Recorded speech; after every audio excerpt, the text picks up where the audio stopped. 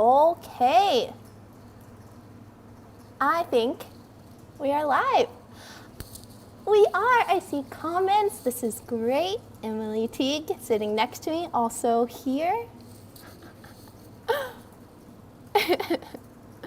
I'm going to be looking over this way at you the whole time. Okay, I guess we'll just wait until a few people show up. It doesn't show me how many people are here, so just going to have to assume that it's Emily. And Andy. Hello, Andy. Thanks for joining. I'm sorry? I don't see you yet. You don't see me? Oh. Do you see me now? I think there's a bit of a delay. Good. You're a delay. Heather's here. Hello, hello, hello. Just going to wait a little while for everybody to congregate. Might as well write in the comments where you are tuning in from. Would love to know.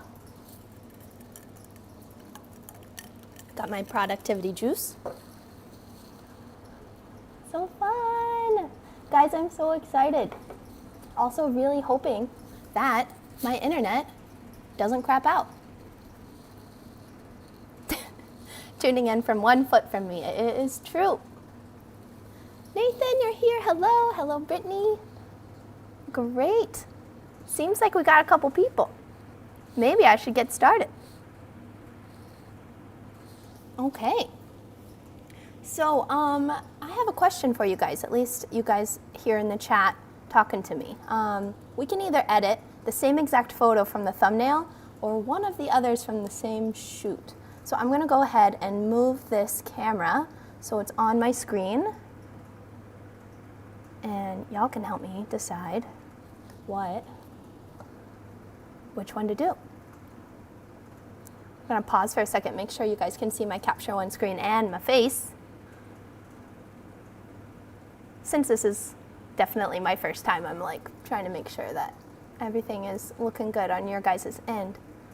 The Berg. Oh my gosh, Nathan, that just took me back. That is my college town. Lovingly named the Berg. Hello, yay! Enjoying the odd day, that's right. It is Creative January Odd, and this is definitely a creative task, right? I just looked over and Emily is like recording me with her phone. Oh my gosh. Oh, hello, Aisling, Ireland. Oh my gosh. Okay, I'm gonna make sure that, you get to bed at a good time. Okay, so here I am in Capture One. Can you guys see my screen? Can you see my face? Give me a thumbs up if you can. That would be great. Emily can. Okay, I'm gonna trust that. I'm gonna trust that you all can. So I'm gonna go ahead and bring up a couple images from this shoot. So these were my selects, and these were essentially my top 3. So you guys let me know in the comments. This is 1, 2, and 3. Which one should we edit? The third one I've already edited, so I kind of know where I want to go, and the other 2 are just like some options, You let me know. This is so fun. Wow. New Orleans? Okay. Oh my gosh. We got Norway, Ireland. So exciting. Hola. Hello, John. Welcome, welcome. Right now we're trying to decide which image to edit. So y'all let me know. If there's no preference, I'm just going to do the one. Actually, I'll probably do one of these because I've already edited this guy. Might as well,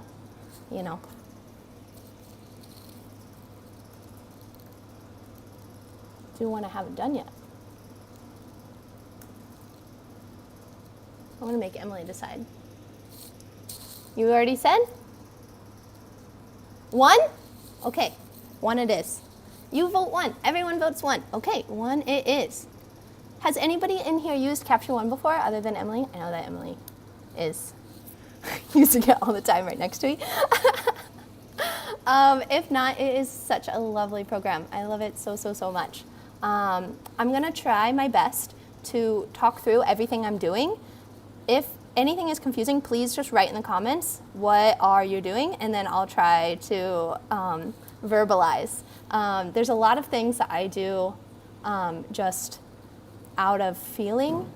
So if you guys need me to slow down or explain anything, you let me know. The first thing I'm gonna do is crop this to a place that I like it, because I know I don't want to have Mr. V flat and the brick wall and everything behind him, and also center myself. Also, when I'm cropping, I use the rule of thirds a lot. So the final might be somewhere around here, but for this start of the edit, I'm gonna start somewhere right here, just so I have like another version. I can always crop into it, right? I can't really crop out of it. Cool beans. Okay, I'm gonna try to keep an eye on the comments, but mostly just like go, because otherwise this will take a really long time. This edit will probably take like 30 to 40 minutes, just heads up. You're on Capture One Pro 21, that is amazing, good job. Justin's here, hello! Emily's keeping an eye on comments, this is great. Awesome, okay, I'm just gonna jump in, start talking, you know? You let me know if you can't hear me, if things are laggy, if anything's wrong. That'd be great. Okay, so how do I get rid of this little box? You are in my way. Okay. Here in Capture One, I started to crop. I'm also just gonna do a new filled layer over here and do some basic adjustments. One of the first things I do is a skin adjustment. Wow, this is gonna be really crazy. Y'all are about to find out like how crazy this editing situation is. So over here, the color editor, skin tone, you grab your little color picker. You pick a good skin tone that you like. I like one of these. Usually high on the cheekbone is like a nice color for me. We're trying to make the skin tone a little bit more uniform. There's some like redness and different tones, so I like to just bring up this uniformity just a little bit. It's probably a little bit too much. Also, my editing style is I go a little bit too much and then bring down overall opacity overall, you know, so that's just how I prefer to edit. As you can see, it just messes with a lot of colors, so let's bring that down and also adjust these a little bit more down here. Toggle, I'm always turning things on and off. And that's that, okay. The next thing I'll do is do just probably a basic color grade before I throw things into Photoshop. Also, something to note about my workflow is that I bounce between Capture One and Photoshop all night. So I'll probably make a couple different revisions. This is also my way of like keeping things less destructive. So yeah, definitely not for everybody. A lot of people like this completionist, like everything in Capture One, then move to Photoshop, then everything, and then it's done. That's just not how my brain works. So we're just gonna keep bouncing between the two programs. Cool, okay, so the second one, if you're good, you're gonna name your things. I definitely name my layers all the time. This one is skin. This does help you keep an eye on everything. So when I'm color balancing, I kind of like to have fun here, and there's not a really good way to verbalize what my method is other than I just take this around and see if there's any colors that like just jump. So this is just a slight yellow. You can also make it more yellow, less yellow. I like that for midtones. Then I like to jump to highlights. With highlights, I always add blue. Blue is great. Blue is my friend. Maybe down a little bit, a lot of it. And then shadow, probably somewhere in the red range, pink range, but way down. Okay, very subtle. But you can definitely tell in the skin tone what's happening. Just gonna take a look at comments, make sure nobody's saying things. Honestly, stay in C1 if I need to. Affinity is where I bounce. Ooh, I've never used Affinity. Ooh. Okay. Very cool. All right, so let's see. This is probably where I'd leave it for now in Capture One. So we're just gonna go over here to the file I'm working on, right click, edit in, or with Adobe Photoshop. It's gonna ask these things. I tell it to go edit in a TIFF? Okay, this is where things might get interesting with this recording program. Did it snap to Photoshop? Are we here? Can you see it? I hope you can. Okay, so now that we're in Photoshop, one of the first things that I'm gonna do, let's see, what do I wanna do first? I probably wanna do, oh wow, this focus is out, but it's okay. I think we can save this. Huh, interesting. Okay, one of the first things I think I wanna do is just a little bit of frequency separation. I know that this is like a tool that a lot of people have some beef with, but I think if you use it intentionally and with care, it can be really good. Oh, I'm also using a tablet, so if you see me looking down, that's what's up. All right, so over here on our details layer, this action, by the way, I just performed, this frequency separation, is available on so many different online websites for free. I just found one a long time ago, so I really can't even link it. It's just a basic one. Usually what it does, a frequency separation layer, for anybody that's unfamiliar, and I'm also not the most technical, so bear with me. It breaks down an image in 2 different layers. So a details layer, so this is the detail of all of the image. You can see if you zoom in. And then the color layer. So it's usually like a really blurry, just colors. And this is really handy when you're editing images because you can target whether the problem you're trying to fix is a texture or a detail problem or a color problem. So with things like a face, there are very fine lines maybe that you can get rid of with details. And if you're trying to make a more uniform skin tone, then you'll want to edit the color layer. And that's basically the quick and dirty. If you need something more advanced explanation than that, then I'll try my best, you know. We're gonna start with the details layer. Grab my clone stamp tool over here. I have a very handy shortcut on my tablet to change the brush size. So I'm quickly able, with the spin wheel, able to increase and decrease my brush size. So I change this all throughout while I'm editing. And I usually start around the eyes, and this always happens. So up here, if you're on the clone stamp tool, you want it to do current layer, not current and below, because if you do current and below, then it's obviously going to affect the layers below, which means like the color layer, and you don't want that. You just want to affect the texture, therefore the details. So let's start going. This is, you also want a really low flow. This is actually a little too much. I just jumped in, you know. Usually my settings are a little like they're saved from last time, so I don't have to check too much. So even though, whoop, and then Command Z if you make a mistake. Wow, never edited my face for an undefined amount of people before. It's gonna be real interesting. Okay, so hopefully that demonstrates the detail that I just softened up. And again, like I said before, I always try to almost over edit, and then I'll go back with my opacity and I'll bring it down a little bit just to make it a little bit more subtle. One of my biggest pet peeves in retouching in general is when people just way over edit, you know, and leave artifacts almost that it's like obvious.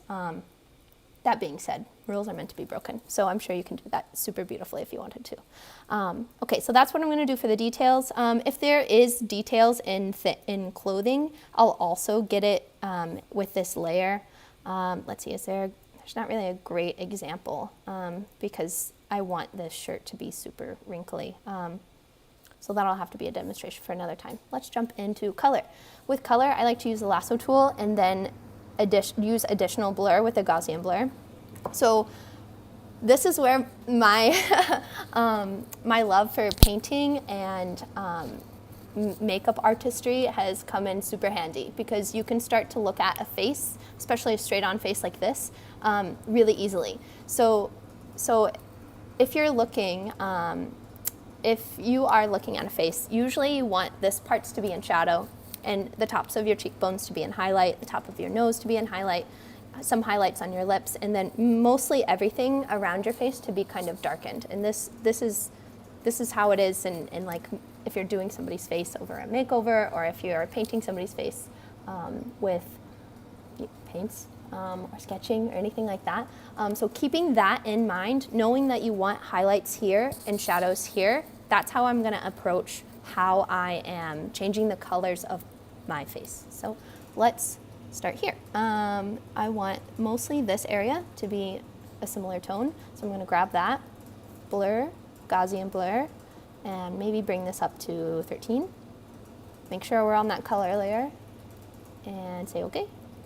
It's gonna be real subtle for now, but I'll toggle it in the end and show you guys what is happening. I like to make sure all this down here is the same.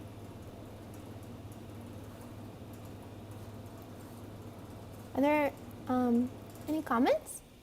Questions? Y'all just like taking notes? Having a snack? I know there's also like a solid minute delay from whatever I'm saying to like whatever you guys are listening to, so that's fun, especially for Emily, who's sitting right next to me. Okay, cool beans. All right, that's probably all I would do in terms of that, but that was quite a bit. So this is the before and after. Like I said, it's a little bit too much, so I'm just going to bring down overall, maybe here. Sounds good. Okay, next step, I am going to extend this background and also apply my base color layer. The coloring that I do is all over the place all the time. There is one action that I've bought from Emily Soto's Fine Art Actions that I have manipulated to kind of make my own thing. It's called the Allison, I believe. Also, I got it so many years ago, so it's like, I don't exactly remember. But it's so lovely. It has this little light source that you can move around. So think about, you can also just add that. You can make this yourself. You make a, what's this? A gradient tool. Make sure that the color is like a nice tan color, and then the other color, I'm gonna have to show you after this action plays because it won't work. You can make this without buying the action. And I think it's really nice to kind of add almost like fake light, or maybe not necessarily fake, but just a lighting effect that I think looks really nice in post-process. So it's gonna go through some color treatments. It's way a lot, and then I go in and edit the heck out of it. It adds a lot of grain and all these things that we're just gonna trash because I don't like the way it looks. That's that. There's also a contrast layer that always bothers me. Cool, so everything else is gonna go in a big folder. I'm gonna call this color grade 1 because there's gonna be a lot of colors on top. And I'm also gonna bring down this vignette. I really, I don't know how I feel about vignettes these days, you know? Still trying to figure that out. Okay, so that's a lot. We're gonna bring this to like 30.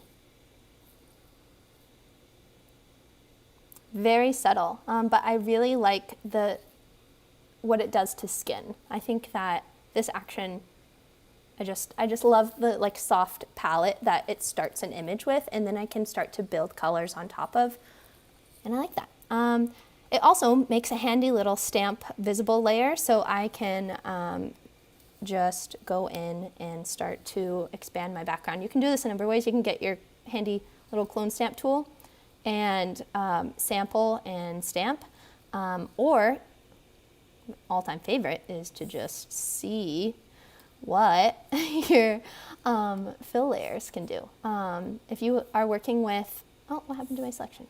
If you are working with Adobe Photoshop, maybe 2020, 2019, 2021, it has gotten super sophisticated. in terms of what you can do with content-aware fill. So just watch this. This is very magical. Let it think. And perhaps, okay, usually it goes faster. It must be because, yeah, and then it's beautiful. Sometimes you have to clean up a line, but honestly, I think that is perfect. For over here, though, we're just going to do a little clone stamp because that is just easier. It is option click to sample and then click to stamp. Just going to look over at comments. Let's see. Oh yes, I am using the Wacom medium. Super Rusty, are you sampling as you clone stamp or does it do that automatically? Oh yes, you must sample. And you want to sample. Otherwise it'll be like, did you mean to copy this eyeball over here? You know, you want to make sure you sample. Aw, thanks Heather. Entertaining my daughter with this memoji while listening to this, so funny. Did you use the selector lasso or to only apply blur to those areas you selected? Did you use the selector lasso to only apply blur to, yes, sorry, had to read that twice. Yes, when you are in the frequency separation color tab, I use the lasso, has a small feather, I believe, on it. Yeah, 5% feather, so it's not like a hard edge, very important. And then filter Gaussian blur, somewhere around like 13 to 16 is where I stay. I think you can also preview it before you hit go. So that's that. Okay, let's get back. Where was I? Oh yeah. I just extended the background. This is something I do in almost all of my images, especially if I'm like making something a square and I shot it as a vertical. You know, you gotta do what you gotta do. Okay. Where do I want to go after this? I think right now, because I know I want to do a lot of liquifying on my hair, I'm just going to do that first. I'm going to Command J on this original file layer, so it will make a copy, just in case I don't like whatever is about to happen in Liquify. And here we go. This is by far my favorite part. Making hair like 3 times bigger than it is like so therapeutic. Okay, how I do this, I'm going to try to also explain my method here. I tried to make it so the brush middle is still in the background. So it's never like I'm starting here and I'm pushing. I just want the edge of the brush. And I'm also following the curves of my hair, right? So I haven't done anything yet, but this curve, for example, I want to exaggerate, and I want to exaggerate this one and that one. So we're just gonna go for it. I don't mind necessarily if like my shoulders and things move. I know a lot of people are really like weird about, you know, things have to be 100% natural, and I think rules are meant to be broken. Also, the joy that I get from making hair do cool things is just awesome. Okay, I'm also going to zoom in a little bit. So we have these really delicate details in this earring / leaf. I want to make sure that it looks like it has straight lines. So I'm just kind of looking at the strands of hair. Be very gentle, very small, subtle movements here, right? Like I'm just gonna do like, don't do that, right? Don't click and drag too much. Just really, I'm just like barely tapping and moving, like barely tapping and moving. And again, I like to kind of overdo it sometimes and then go back and bring it back to a more natural place if it looks too fake. I'm gonna make this earring a little bigger. See how large this brush is? Sometimes it's gotta be big. Okay. I'm really in close here so I can see if there are any sort of artifacts. And when I say artifacts, especially when hair gets messy and you start to liquefy it, it's easy to tell when you start to manipulate things close up. So you want to kind of do this relatively close. What is the comments? Let's see. I forgot to duplicate the image before. Oh yeah. Oh no, you don't want to do that. Will this be available on YouTube? That's a great question. I sure hope so. I think that by default it saves and records. I couldn't figure out how to do that, if that's a thing. So I'm gonna say hopefully. Okay, let's start to do some bang work. With hair, I'm gonna make it a little bit bigger up here, and also bring it in. I don't know what these little side bangs that I think they're doing, but you gotta go. Maybe push in this guy a little bit. Cool. Okay. Sometimes I take the little bloat tool and I notice where there's highlights in a hair. Think about highlights and shadows as what's close to the camera and what's far from the camera. This curl, I don't know if you're seeing, it has highlights right here, very subtle, and shadows right here. You see, because it's coming out at you. It's exactly the same way here. So I like to exaggerate those highlights sometimes with the bloat tool. There's a huge highlight right here, so I'm just gonna tap a little bit and make the hair appear like it's coming at you a little bit more. This you have to be very subtle with because it's easy to get like crazy. And since all this is kind of a mess, I'm just gonna make it big. Also, I do this with bangs sometimes too because they hardly ever cooperate. So just making them appear bigger, especially right here is a highlight, this whole line. So maybe finding very small, subtle taps. I'm also going to zoom way in because I want to make sure there's no crazy artifacts. And I think that's fine. Sometimes I go in and adjust any sort of crazy curl happening. I think that this is fine for now. Cool. Okay. Next thing I'm going to do is try to bring back a little bit of focus in my eyes because I did not realize how out of focus it was. Also, look at this before and after. Holy cow. I like it. Okay, so we're going to copy that one more time. Oh yeah, we're going to rename things. So this is Hair Liquify, and this is going to be focus. You can do this a number of ways. You can unsharp mask. You can do whatever you want. You can use the sharpen tool. I found this to be really a fun way. So over here, you'll go to other, high pass, somewhere around here, 28. It will create this like layer of like really intense details. What you'll do is make that layer overlay. And then it's just gonna overlay that detail on top of your image. So what you'll want to do is create a mask and only mask in areas that you want to be super sharp. And also you'll probably have to bring down this opacity because it's quite a bit.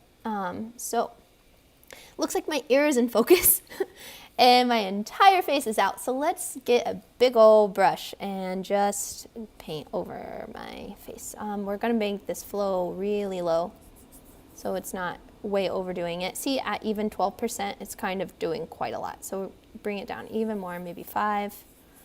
The more you go over areas, the more it is going to obviously apply that sharpening effect. I'm trying not to hit that ear because I really don't want it to appear like extra in focus. Eyes, nose, lips, even skin texture, I'm gonna go over just because it would be obvious if it's super blurry. Bangs. Okay, it's definitely not the best. Viewed on an iPhone, I'm sure it will pass. Okay, so let's toggle. It's quite a lot, so let's bring it down even more. Now, I'm unsure if you can see the toggling, if that is popping into focus for you. Wow, it is actually like quite a lot.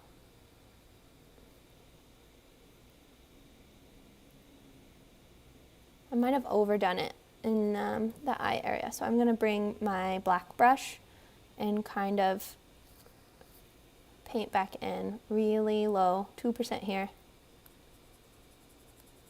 Really don't like how the contrast of the eyeliner specifically is like jumping out. Everything in my edits, I'm really trying to go for subtle. So this is something I can also start to build on top of and fix later too. But that is that. I'm just looking at comments. It will. Are you a lefty or is the camera flipped? I am right-handed. Camera's flipped. Eyebrows kind of okay, let's see. What am I going to do next? Oh, I am going to dodge and burn. This is another favorite part. I'm not going to do it with brightness. Get out of here. I like to dodge and burn in levels. Again, this is something that like everybody has a different opinion on. I also have been in the habit of doing 2 different like layers of dodge and burn. So this first one will kind of be an overall. I grab the middle point and I bring it up somewhere that looks like it's just a touch brighter. And I invert this mask that it makes.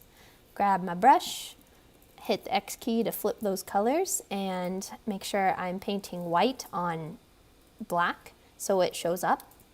And then once again, I'm trying to paint in highlights and shadows. Everything is very painterly, right?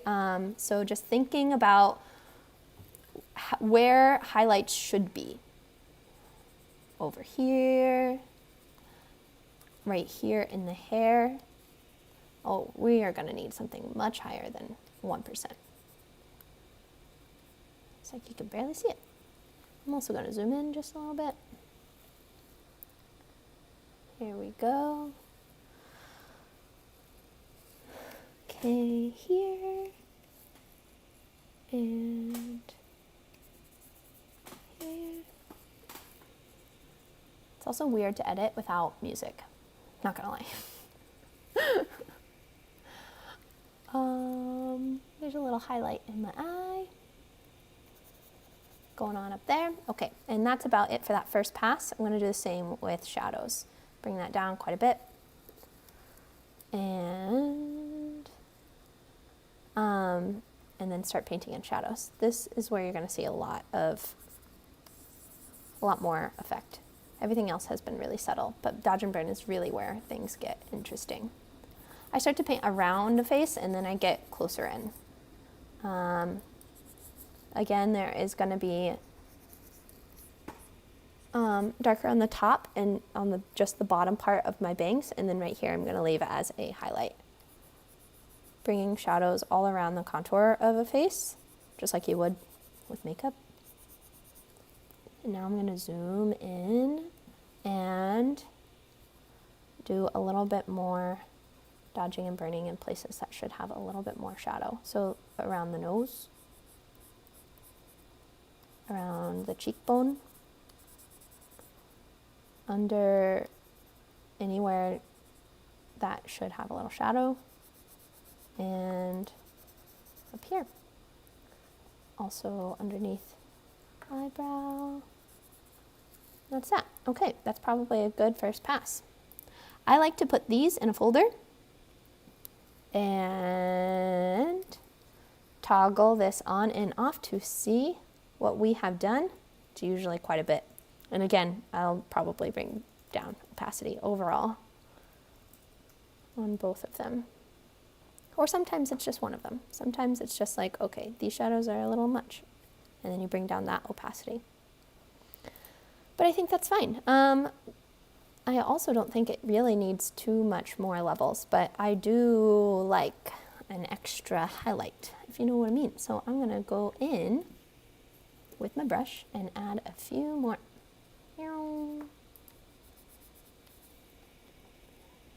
Here and here, okay. Wow, that's okay, that's a lot. So let's bring that way down. Okay, so this is basically at a really good basic place. I definitely am not in love with the background color yet, so we're gonna play with color a little bit more, and let's see, maybe bring it back into Capture One for that, and also play with some actions that I got from my dear friend Laura Jade, and it will be pretty much done. So now is a great time for me to ask you, if you have any specific questions, you better put them in the comment box now, because it's gonna wrap up here soon, you know? I'm very, very quick with this. So yeah, like I said, I have some actions from my friend Lara, so let's go find them down here.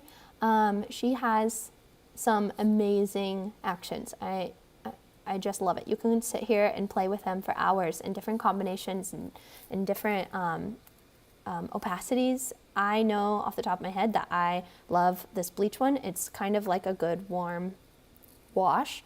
This champagne one is kind of like a pink wash with a lot of contrast. So I'll just play that action and show you what I mean. It kind of adds a lot of like cooler magenta tones in my mind. And I like that. So let's just grab that opacity and kind of start playing. I learned this year. If you hover over the word opacity, you get this nifty slider. And if you press and hold, it goes like subtly instead of going here and clicking and like, no, that's a thing of the past. Let's speed up workflows with shortcuts that I'm just learning. Okay, let's see, probably a little bit more. And this is why I'm really glad Pratik isn't here, because I'm about to do something that I'm sure he's like somewhere like cringing. With my work, I do like an overall bright image, but I also like to take the highlights and just crush them, because I don't like pure white brightness in my images. So I do this by going to curves and bringing this bubba down. And I just think it's just a little bit nicer. That is that. There is something that is very contrasty, and it is gotta go. And I think it's still this focus layer. So I'm gonna,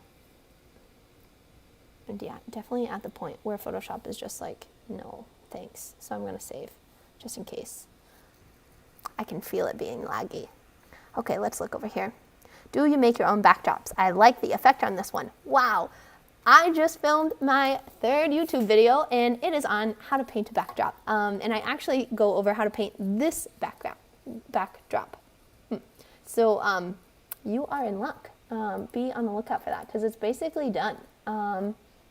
Yeah, very excited. Let's see, I'm just trying to follow along. It's like you're speaking a language I used to be fluent in, but haven't spoken for years. I'm really digging it though. Man, okay, that's good to know.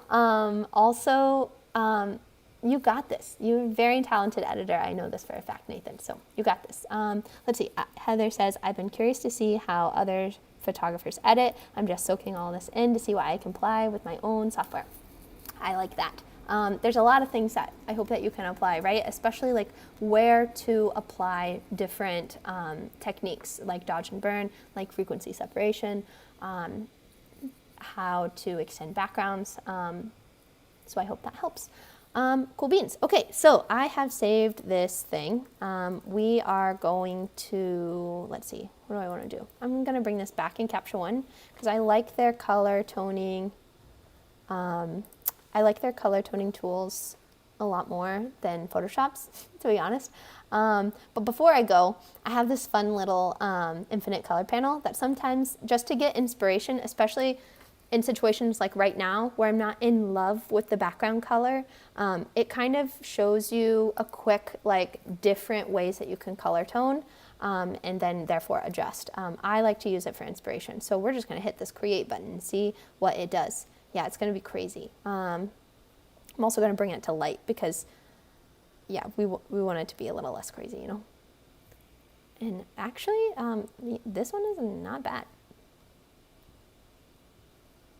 So I'm gonna keep it and bring it down a lot. Cool, okay, so that's at a happy place. I'm gonna save it again and then head on over to Capture One. drink my juice. Wish I tuned in earlier. I like that comment. I hope it's gonna be saved. I really do. Got no idea if it's gonna work with me or against me. You know, I've had too much luck lately. That's all I gotta say. The HSL slider in Lightroom has become my best friend since seeing you and Emily use the wheel in Capture One. Yes, yes. Lightroom used to be my child and my everything, and switching to Capture One was definitely like a tough one. It's like learning a whole new language.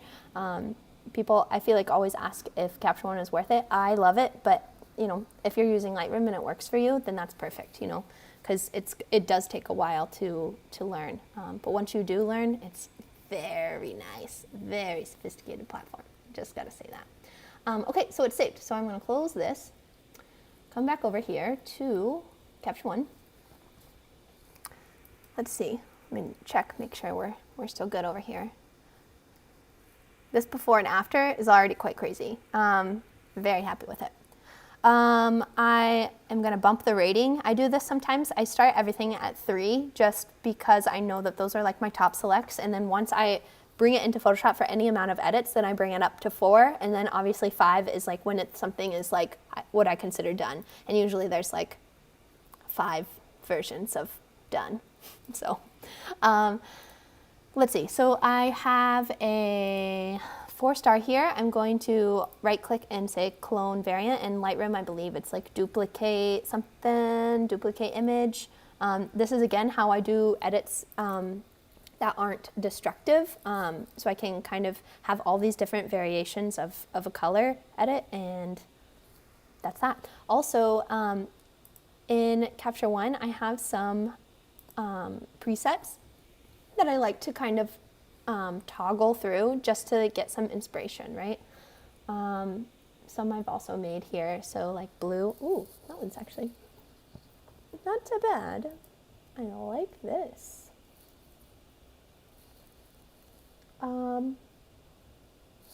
Okay, actually, it's so funny. Like usually I don't like anything over here off the bat because it's a lot. But then I go through and apply some lower opacity things. But I think some of these that I have made might work.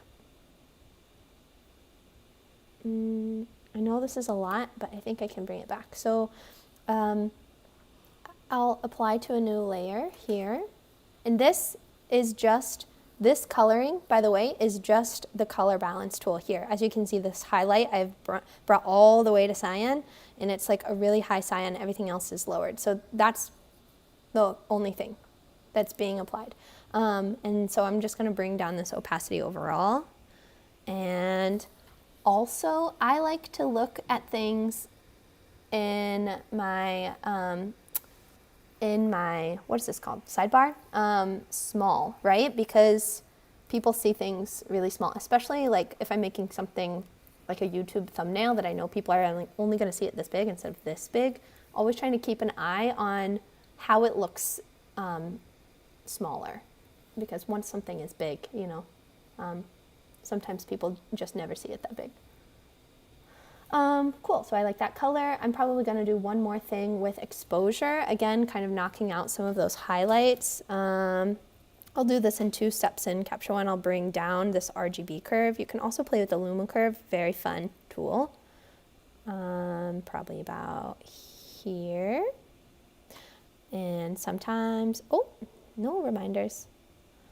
Filled layer, and then sometimes I'll also try to bring back in either some midtones, or I'll bring up the midtones and then I'll bring in the shadows to really make an image like super light and airy. People always telling me my photos look light and airy. Well, this is how you get it, you know? Okay, so let's toggle that, and I think this is done, guys. You'll have to let me know what you think. Yay! Crowd goes wild. Very interesting talking to yourself through an edit, I gotta say. You have to zoom out to see things clearly. It's true. It is very true. Juice, yes. Let's see. I'm just going up through comments, making sure there's no other lingering questions. I hope I didn't talk too fast. I wonder how long. Oh, 45 minutes? Has it been 45 minutes? No way. I talk a lot. In the salon, it's easier to see where I need to blend a haircut better than viewing it through the mirror. It's true. It is true. Okay, guys. Well, if there are no other questions, then I really hope you enjoyed this. I hope you leave a comment here saying nice things. I accept nice comments. I really, really, really hope to make this a weekly thing. So if this time works for you, let me know. If you prefer different days, let me know. If you prefer different photos, let me know. I am all open to suggestions because I really want to be a resource for you guys to learn. There's a lot of random information in this head that I